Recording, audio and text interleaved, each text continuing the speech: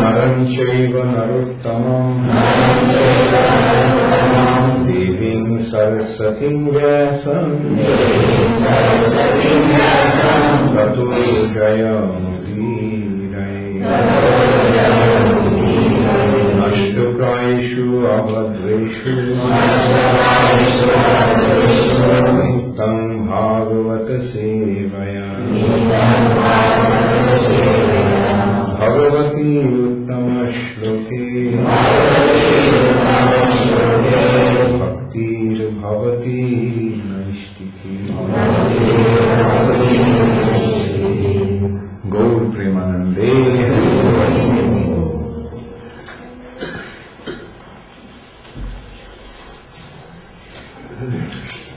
So today is the day when usually, especially in Bengal, people wish everyone Vijaya Dashami, Shubha Vijaya. Of course, yesterday I was mentioning they do it in relation to Durga Devi, but the actual context is with Sri Ramchandra. Ramchandra annihilated Ravana yesterday. That was the day of victory. So after the victory, everybody greets each other for the celebration of Ram Vijaya Utsav. So happy Vijaya. Happy Ram Vijaya. Hare Krishna. Okay, so today we will discuss about the second canto, 7th chapter, Scheduled Incarnation, text 46. And te vai vidanti adhitaranti cha deva mayam te vai vidanti taranti cha deva mayam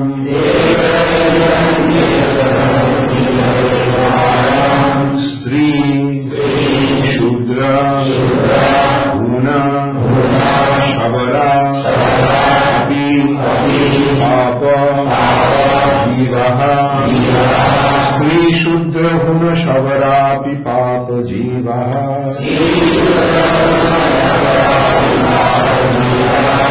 Yadi Adbhuta Rama Parayana Shila Shiksha Jadadbhuta Krama Jadadbhuta Krama Parayana Shila Shiksha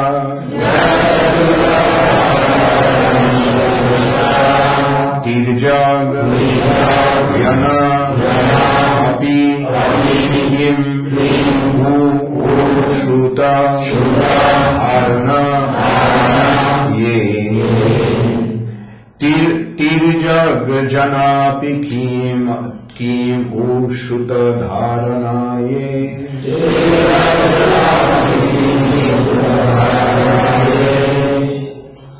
Te vai vitantati taranti cha deva mayam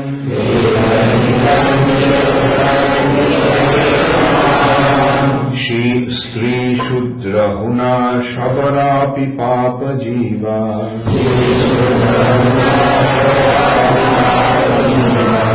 Jadadbhuta Krama Parayana Shila Shiksha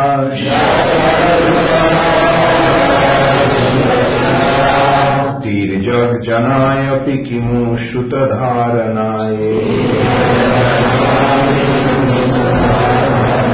Devai Vidanti Taranti Cha Deva Mayam Stri Shudra Huna Shabaraya Pipapa Jiva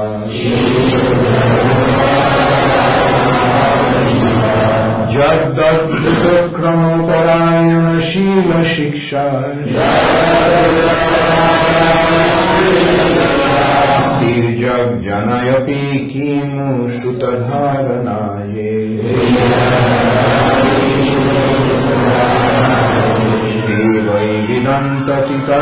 Vidanti Jadeva Maya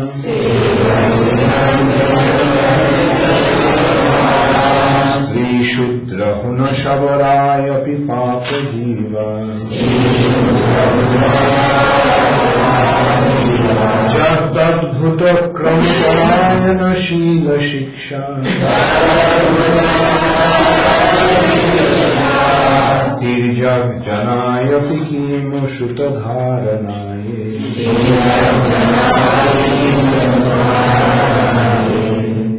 They, such persons, they undoubtedly, Vidanti, do know, Atitaranti, surpass, Cha, also, Devamayan, covering energy of the Lord, Stri, such as women, Shudra, the liberal class of men, Una, the mountaineers, Savaraha, the Siberians, or those lower than the Shudras.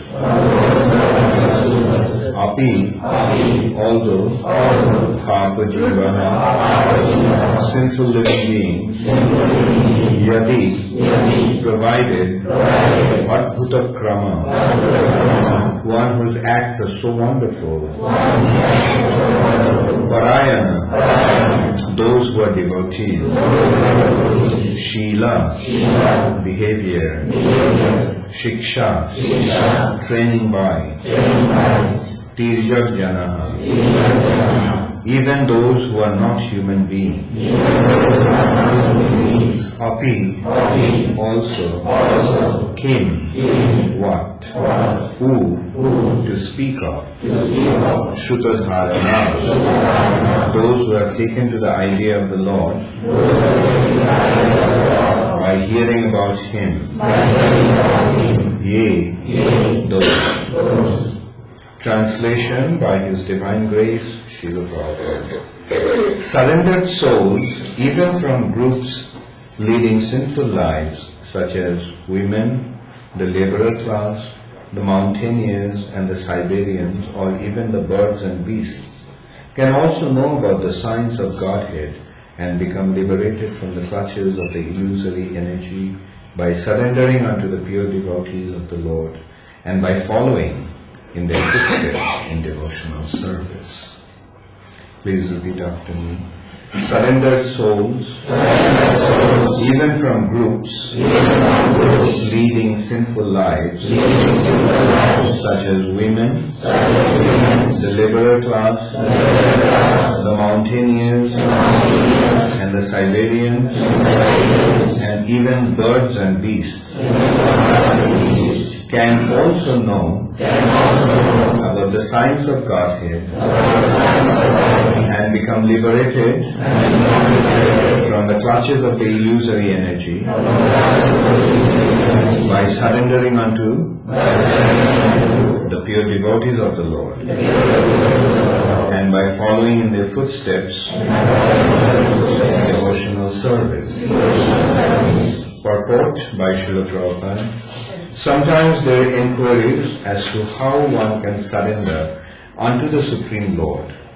In the Bhagavad Gita 1866, the Lord asked Arjuna to surrender unto Him, and therefore persons unwilling to do so question where God is and to whom they should surrender. The answer to such questions or inquiries is given herein very properly. The personality of Godhead may not be present before one's eyes, but if one is sincere in wanting such guidance, the Lord will send a bona fide person who can guide one properly back home, back to Godhead. There is no need of material qualifications for making progress on the path of spiritual realization. In the material world, when one accepts some particular type of service, he is required to possess some particular type of qualification also. Without this, one is unfit for such service. But in the devotional service of the Lord, the only qualification required is surrender. Surrendering oneself is in one's own hand. If one likes, he can surrender immediately without delay, and that begins his spiritual life. The bona fide representative of God is as good as God himself, or in other words, the loving representative of the Lord is more kind and more easy to approach. A sinful soul cannot approach the Lord directly, but such a sinful man can very easily approach a pure devotee of the Lord. And if one agrees to put himself under the guidance of such a devotee of the Lord, he can also understand the signs of God and can also become like the transcendental pure devotee of the Lord, and thus get his liberation back to Godhead, back home for eternal happiness. So, realization of the signs of Godhead and relief from the unnecessary, useless struggle for existence are not at all difficult for the willing candidate, but they are very difficult for persons who are not surrendered souls, but only simple, profitless speculators. Om Ajnana-Timirandhasya Jnananjana-Shalakaya Chakshurunmilitam Jena Tasmai Shri-Gurave Namah.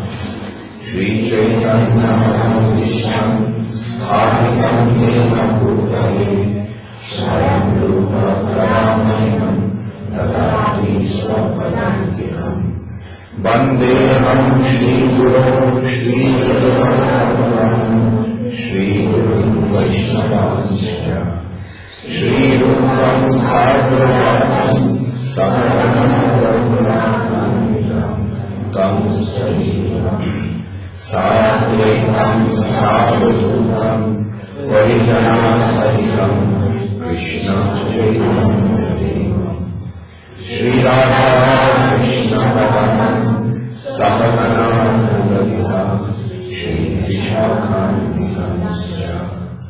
He Krishna Karuna Sindhu Leelantu Jagapati Gopesha Gopikanta Radha Kanta Namaste Tapta Kanchana Gaurangi Radhe Vrindavaneshwari Vrishabhanusudevi Pranamami Haripriye Vancha Bhava Varupascha Vivasindhu Vairiyata Bhakti-Charu Vaishnavibhyo Shri Krishna Chaitanya Prabhu Nityananda Shri Advaita Gadadhara Srivasadi Gaurabhakta Hare Krishna Hare Krishna Krishna Krishna Hare Hare Hare Rama Hare Rama Rama Rama Hare Hare.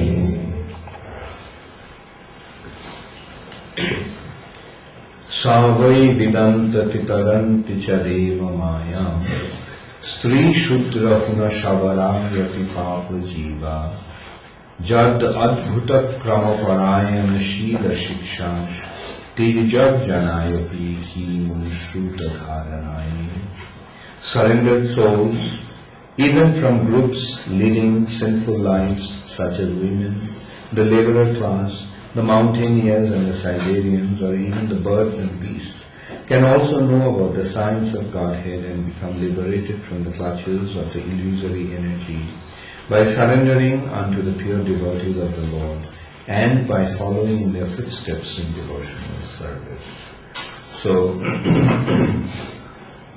in the previous verse, in previous 3 verses, the great Mahajans, the great devotees of the Lord have been described.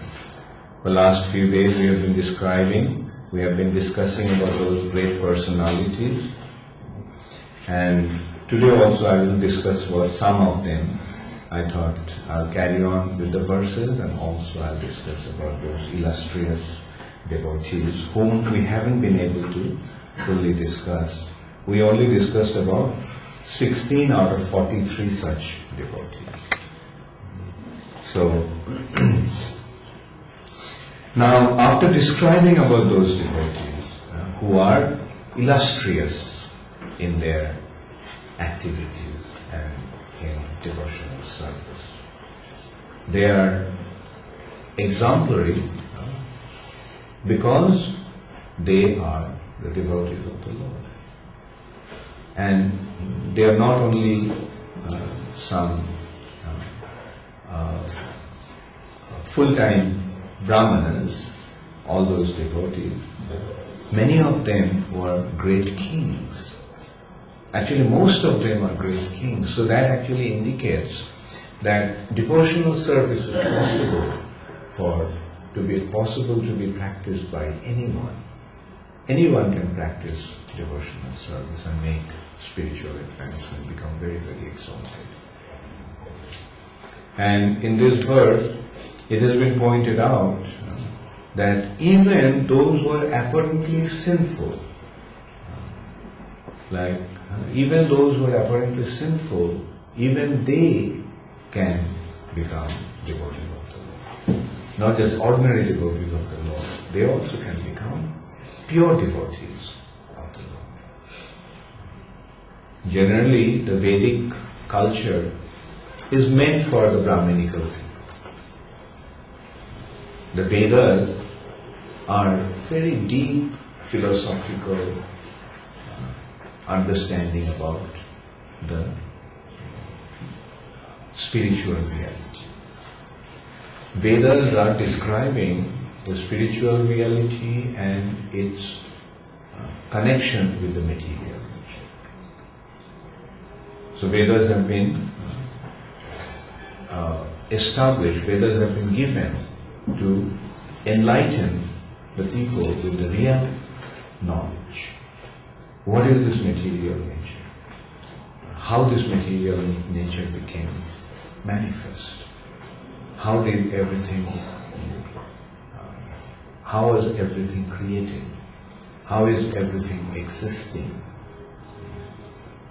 Like all these questions have been answered in the Vedas, or the Vedas are giving us a very clear understanding about the absolute reality. Like what we are the immediately perceivable nature is not the absolute reality, it's a relative reality.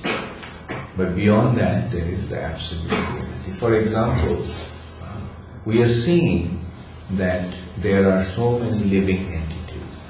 There are so many human beings, there are so many animals, there are so many birds, there are so many insects, there are so many worms, there are so many trees and plants. They all are living. We can accept that. We can understand. Anybody can understand. They are living. These are living entities. But what causes these living entities to become alive?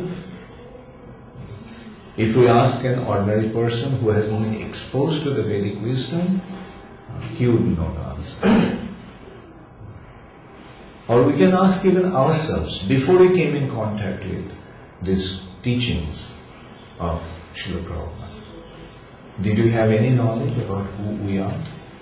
Why these living entities are alive? Where does consciousness come from? Did we know? Did anyone here have any information, any knowledge before coming in contact with ISKCON? Not really, no. We may have admitted, we may say, oh, living entities. We may even went to the extent of identifying them as jivas, sajiv and nirjiv, living and non-living. So we may have accepted those factors, but we never had any clear understanding of what causes a living entity to be alive. But today, do we have the answer? How many of you know what causes a living being to be alive? Raise your hand. What causes the living entity to be alive? Very good. And how many hands didn't go up? Aditya? Your hand didn't go up. You বুঝতে পেরেছো তুমি কি বলছি? Then, do you know what causes living entity to be alive? No? Huh? Okay. Anyway, so good, you didn't know that. That's why you raised his hand. What causes a living entity to be alive?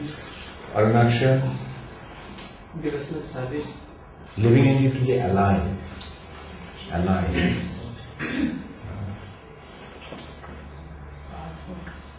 The presence of the soul. The presence of the soul is what makes a living entity to be alive. And don't we see that? As soon as the soul leaves the body, what happens? As soon as the soul leaves the body becomes dead.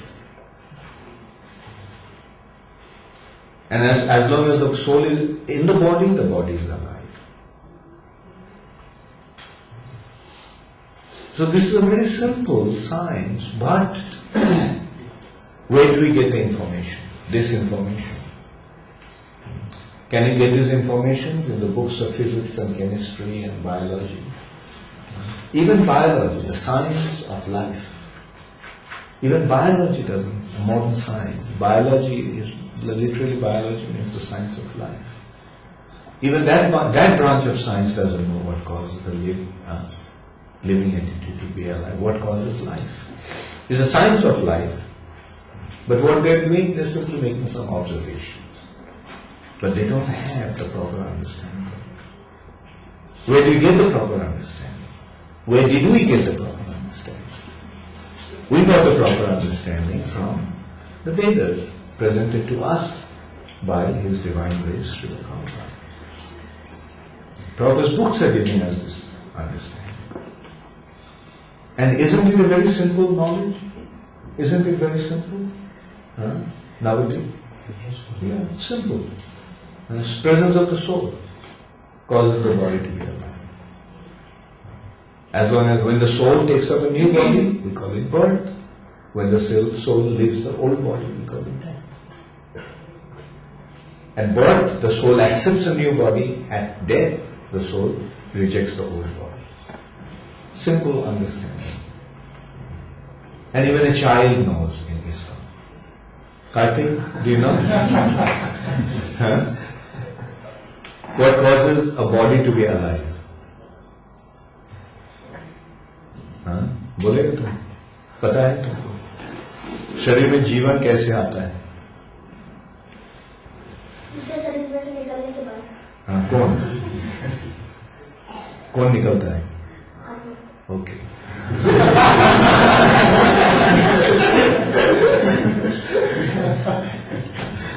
Even a child.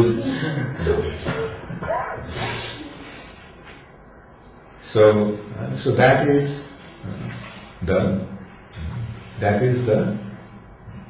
the uniqueness or specialty of the Vedic wisdom. It is giving us the proper scientific information about actual reality. Whereas what goes on in the name of science in today's world is not science, is not dealing with proper knowledge. It's just speculation. It's just speculation. Through speculation they get some ideas, but not the real ideas, not the real understanding. And until and unless they accept that real understanding, the presence of the soul, they will not be able to understand anything. They'll keep on speculating. Pantastu Purushottavatsara. They may continue for hundreds and millions of years, but still they won't be able to understand. It's something like if a blind man tries to understand the light, will he ever be able to understand what light is? Because he's blind. But if by some means his eyes can be opened, then he immediately sees what light is. That is what real knowledge is.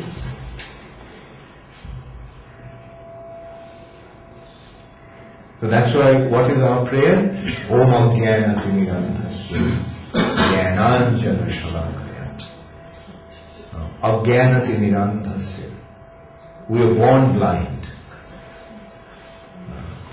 We are born in the depth of darkness. What kind of darkness? Darkness of ignorance, Ajnanati. But Jnananjana Shalakaya. By anointing our eyes with a very special mascara of Chakshur Unmilitam Yena. One who opened our eyes. Who opens the eyes? Tashmai Sri Gurave. I offer my obeisances unto that spiritual master.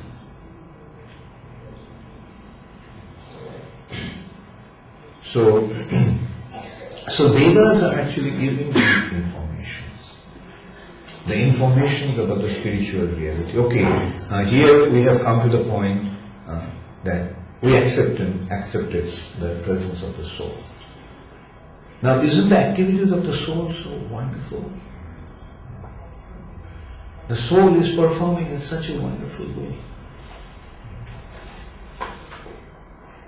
Like how does the soul act in the body? Don't we see that not only, say for example, we are eating food. What is happening to the food? The food is transformed into body cells. There are various types of body cells. The bone cells, the fat cells, the skin cells, the muscle cells, the blood cells. All kinds of cells are being produced. And that is what this body is. And every single cell is so complicated that the most sophisticated laboratory in this world hasn't been able to produce a single cell.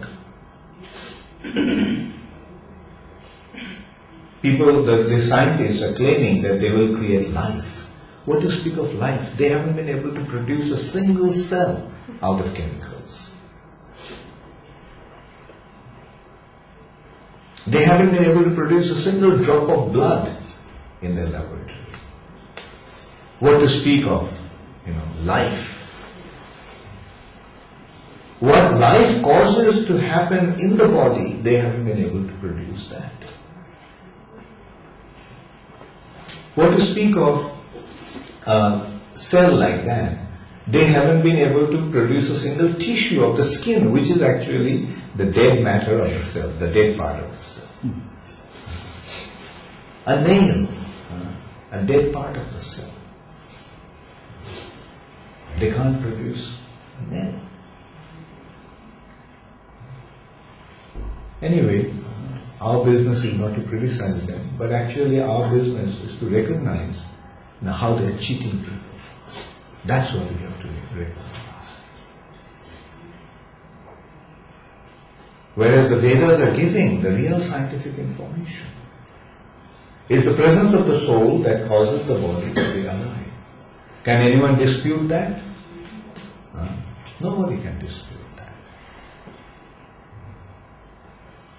If anyone wants to dispute, then Sitaram is ready to roll up his sleeves and get into a fight. That's what he wants to do when he goes back to South Africa. He wants to challenge, he wants to go to the universities and challenge. Life comes from life. And ultimately establish the Supreme Personality of Godhead. And he wants to prove that God is black and he has a white girlfriend. I am sure in the present day South Africa, he has become very popular.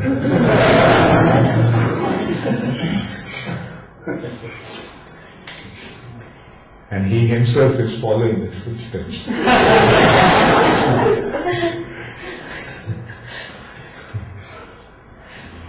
So that is the business that the devotee has.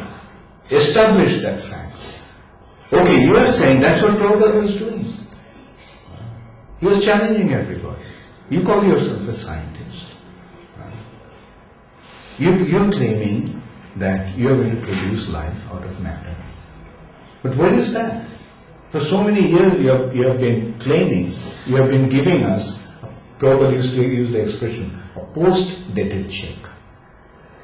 You are giving a post-dated check. Yes, you can cash it tomorrow. You can cash it day after tomorrow. But where is the money? You are giving us the assurance that you will do it. But where is the product? You are claiming you are spending billions of dollars saying that you are going to produce life out of matter. But you are taking the money, but you are not delivering the goods. Bad business. You will be taken to court. In regular business, if somebody takes the money and doesn't deliver the goods, then what happens? Cheater. What's that? Yeah, he'll be considered a cheater. He'll be taken to court and he'll be punished. He'll be imprisoned. But that's what is happening with these so-called scientists. They're taking the money from the people and claiming that they will deliver the goods, they'll create life. But where's the goods? So shouldn't they be taken to the court? But the government is in cahoots with them, that's why they're not taken to the court. If there was a proper king, they would immediately take action. And as you said, forget life. Produce a single drop of blood in your laboratory. Produce a single grain of rice, or a wheat, or a mustard. Produce. What to speak of even blood? I will say produce a drop of mucus, which is a waste product of the body, in your laboratory. Then we will say that at least we have something to eat.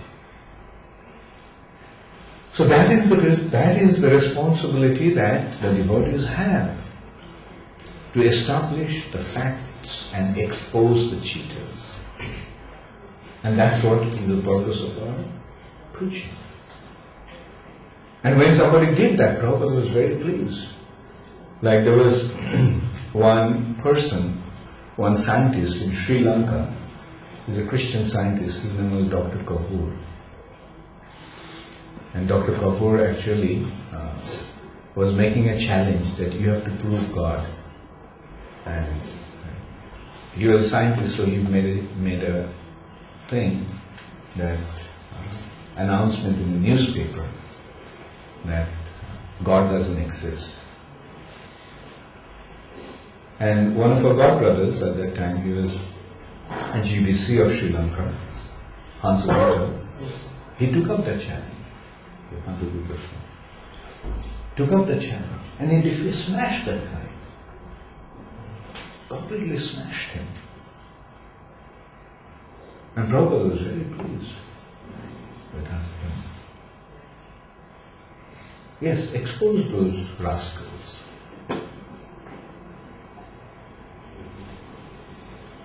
And one of the things that Hansa made a challenge, that he produced life out of a laboratory.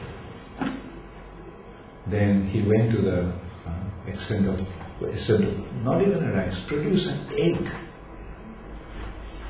And if you can't, then you have to admit that a chicken is a better scientist than you are. Because a chicken can produce eggs and you can't.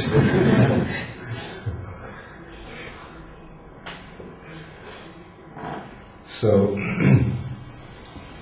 process is very simple, the knowledge is there, but like any other knowledge, we have to receive it from a qualified teacher. Like that is the important consideration. Sometimes people may say, well, the books are there, I would like to receive the knowledge from the books. Like consider a child, there are books, so many books of alphabets. But can a child learn about the alphabet by himself?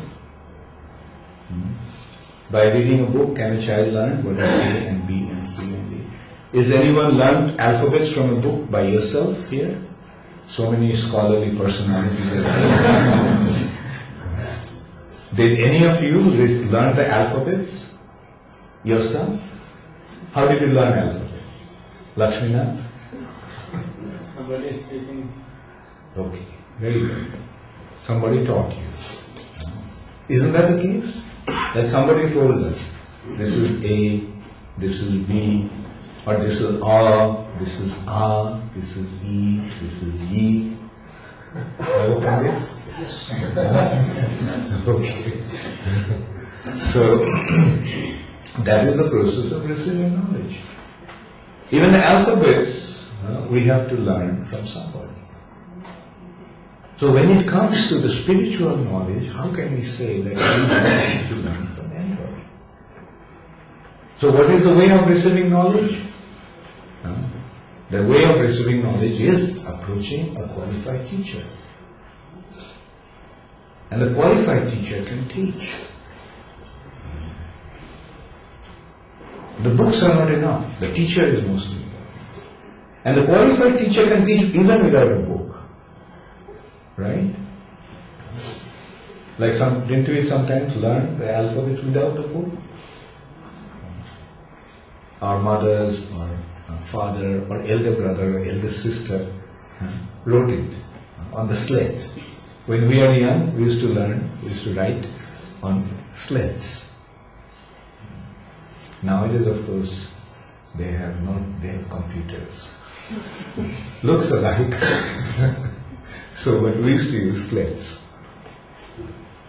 And in there it was written, and how did you learn?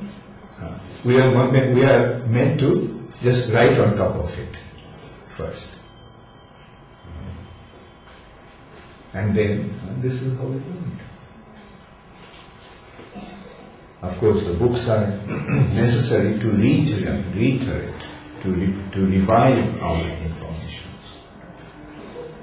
But actually, it is a matter of receiving the knowledge, receiving information from a bona fide teacher. So that's what has been pointed out in this verse. That anybody can receive this knowledge, not only human beings. Even the animals can receive this knowledge. Even the animals can receive this knowledge. But the way is that one has to approach a qualified teacher. And that qualified teacher is a devotee of the Lord. And when we approach the teacher, then he gives us the information. We don't have to be a big scholar. We don't have to have many qualifications. The only qualification for devotional service, only qualification to enter into spiritual life is surrender. Surrender. Like in today's world, there is so much competition. Actually, the more materialistic the world becomes, the more competitive it becomes. Nowadays, isn't there a lot of competition? Like, even to get admitted in a particular school, like even for children, to get admitted in the big cities, to get admitted in a school, to get the children admitted in a school, good school, the parents have to pay through their nose. They have to bribe them. They have to bribe the schools to get it. Of course, it's not called bribe, they call it donation. But it's simply bribing. To get admitted to even primary school, children's school, there is so much competition. That means there is a consideration of qualification. Then they complete their school, they want to get admitted in a prestigious college. IIT or IIM. And what is the consideration? It's a huge competition. Only nationwide, only a handful of individuals will be selected. Then they complete their studies. Then to get a job, there is so much competition. So in this material nature, it's a consideration of survival of the fittest. If you are not qualified, you won't survive. Whereas in spiritual life, is there any consideration of such qualification? Do you have to be a big scientist, or do you have to be a big engineer or a big doctor to be a devotee? No. What is the qualification? The only qualification is surrender. Right? And is it difficult? No. To surrender is not difficult. To not to surrender is difficult.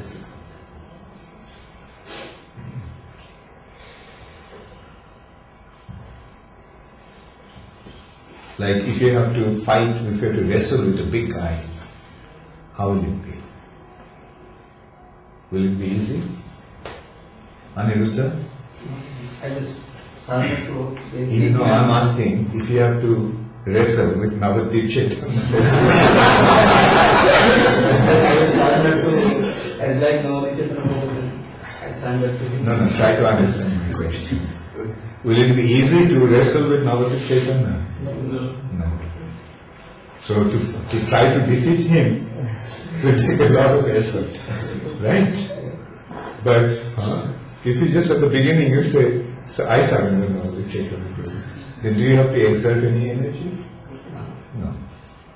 So if it is difficult to defeat Navadip Chaitanya, can you imagine how difficult it's going to be to defeat Krishna? The supreme powerful, the supreme personality of God. So why get into an unnecessary struggle with him? Not even Krishna, his agents, Maya, so difficult to overcome Maya. It's impossible. So why get into a fight with Maya? Just surrender to Maya. Surrender to Maya means surrender to Krishna. You surrender to Krishna, Maya will say goodbye. Good boy. Not only that, Maya will take you by hand. Okay, come, I'll take you to Krishna. Otherwise, what Maya will do? What does Maya do? Maya is alluring. Come, enjoy me. Come, enjoy me. But then when one goes to enjoy Maya, then what happens? Yes, Maya kicks. Where? Right in the face, where it hurts the most. The Maya kicks. Come, enjoy. And what do we get in return? When you go to enjoy, what do we get? How many of you have experienced it? You try to enjoy it, you get suffering. So give up this enjoying tendency, surrender unto Krishna. Don't try to exploit this material nature. Don't try to become the Lord and Master to exploit this nature. Just surrender unto Him. Surrender unto Krishna. And then what Krishna will do? Krishna will say, come. Good boy. I'm happy that you have surrendered. And then Maya will not become a dangerous element. Maya will become a helpful element. Maya will help us to go to Krishna. So that is how simple this process is.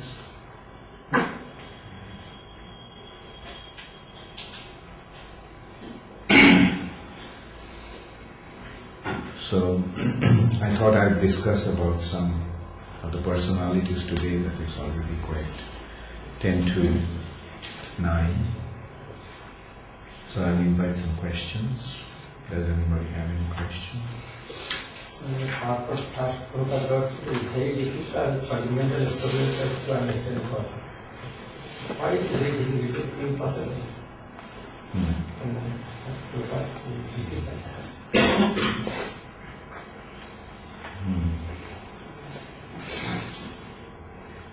Okay, let me read that.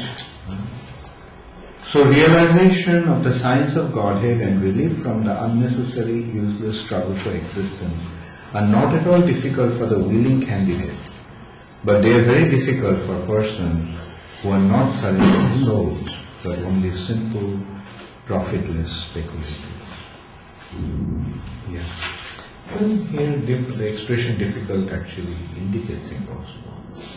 First it is difficult and then it is So difficult that it seems. Okay. Yes, Auntie? No, unfortunately, my note-taking on those days were not very strong. I apologize for that.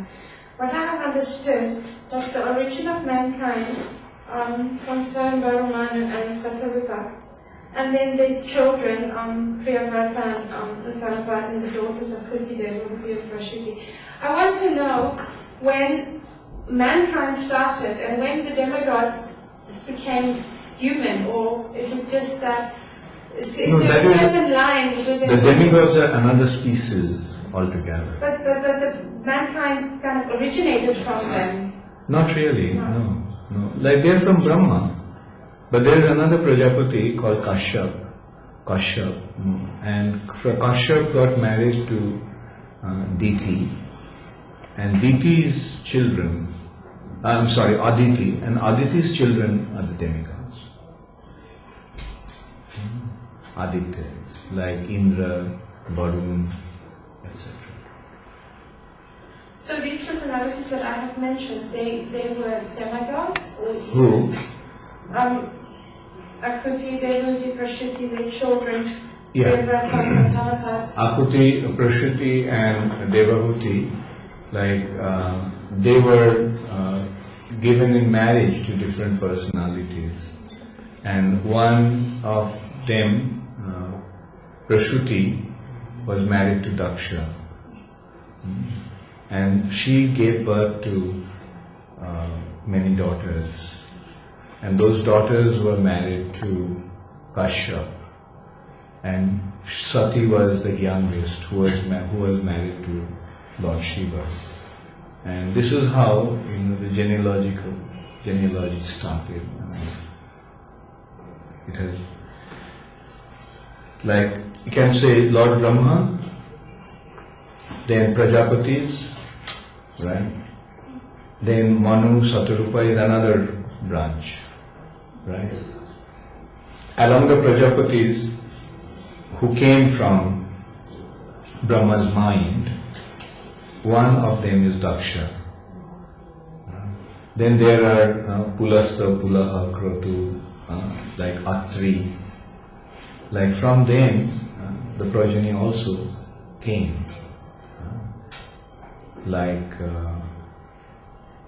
Anyway, I mean, there's a whole, very, very defined, genealogical chart is there.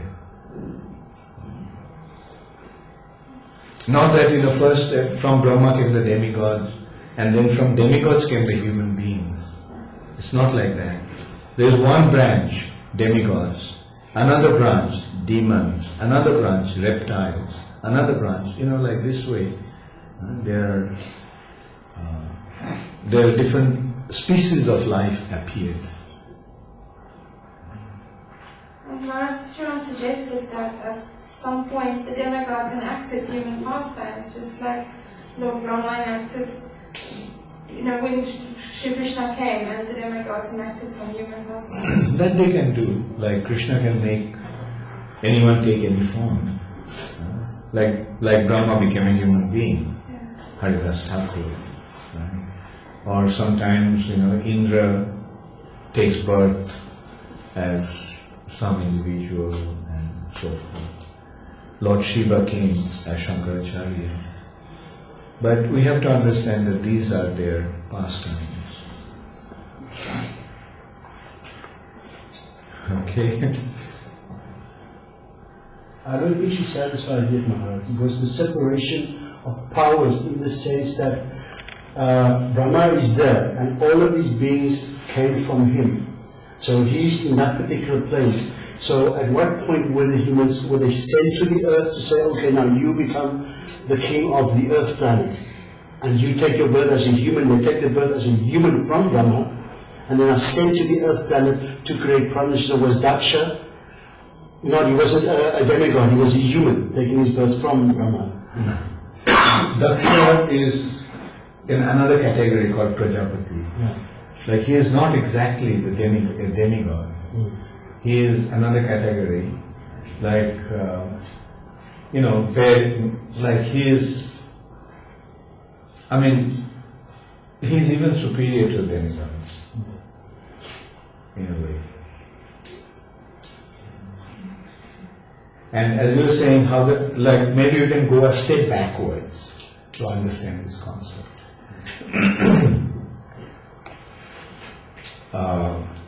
Here we have to, first of all, we have to understand that it is not taking, over a long period, extended period of time, right? Like the initial stage of creation is quite sudden or abrupt, you can say. Like, what is actually happening? The living entities, through the glands of Mahavishnu, are coming into the material age. Now, who are these living entities who are coming into the material age? The living entities who, at the previous kalpa, when everything was destroyed, went back to Mahavishnu's body. Right? Along with their karma, along with their subtle body, which were in the karmic reaction in the subtle body. The mentality. They were asleep, but the mentality was there. Right? Their subtle body had its specific shape, but they themselves were asleep, devoid of the gross body. Then as they wake up, they are awarded the gross body according to by nature, through the engineering of Lord Brahma.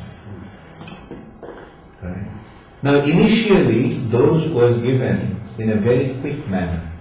Because they are the first who we have to consider that when you're coming from that region, from the subtle region, the first bodies that you are getting, the first individuals who are getting the bodies are very, very subtle living entities.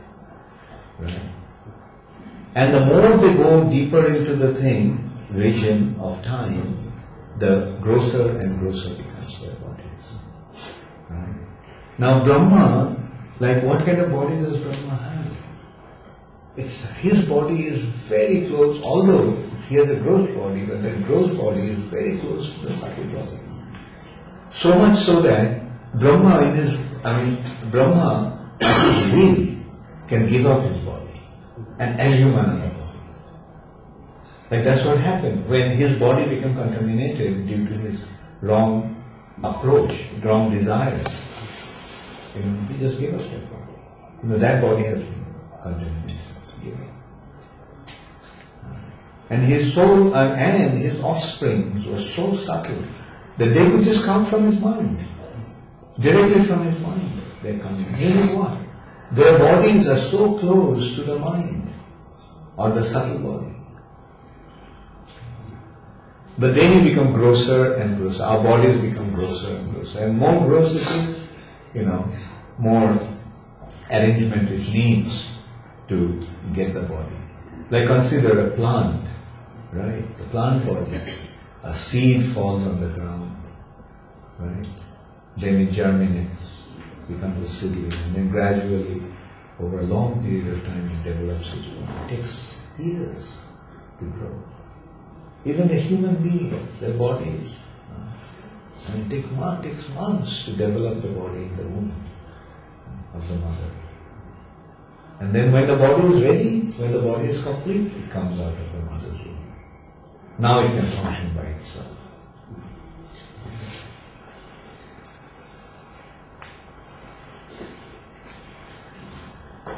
Okay. Any other? Yes. But the position of Manu, Shangu Manu was described as the emperor of the earth planet or the whole universe. He is father of human species, but his positioning is greater than Indra. Yeah. No, the universal affair is taken care of by Brahma. In charge of the entire universe is Brahma. But then, according to his position is much superior to the living and to the human being, and he is actually taking care of the earth planet, generally. But his position is not superior to Brahma. superior to Indra. He is not controlling the heavenly planet. Heavenly planet is controlled by Indra. Right? But his situation is quite similar to Indra's. Like you can say Indra's entourage. Like, in a factory, you get shifts, the chief engineer, and the chief engineer is there in charge of the shift, right? And then he has his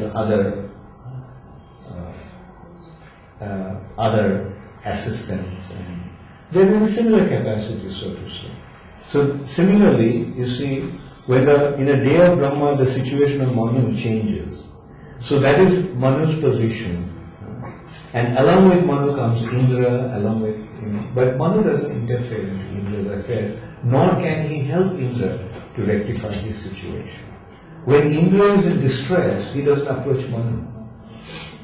He approaches Brahma. Like Manu is in charge of Earth planet. Right.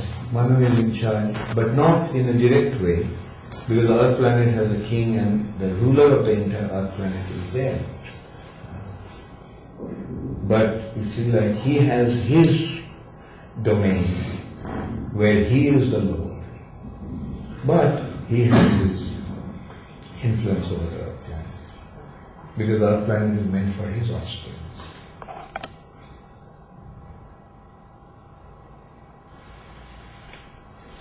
Okay, Hare Krishna. All glories to Srila Prabhupada. Gaur Premanande.